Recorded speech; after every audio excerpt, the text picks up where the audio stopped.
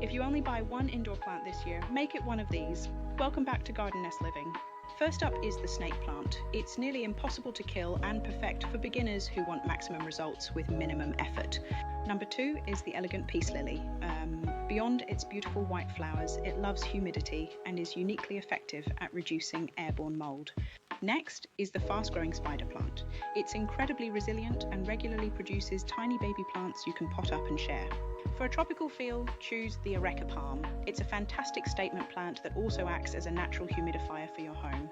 The Boston Fern is an excellent choice for humid rooms like bathrooms, where its feathery fronds can truly thrive.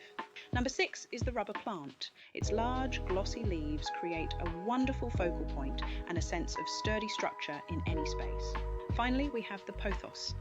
This fast-growing trailing plant is famous for being incredibly easy to care for, even in lower light. For the best results, place snake plants in bedrooms, peace lilies in bathrooms, and keep those large statement plants in your living rooms and offices. Which of these 7 plants do you already own? Let me know in the comments below. I'm Jenny, and I'll see you in the next one.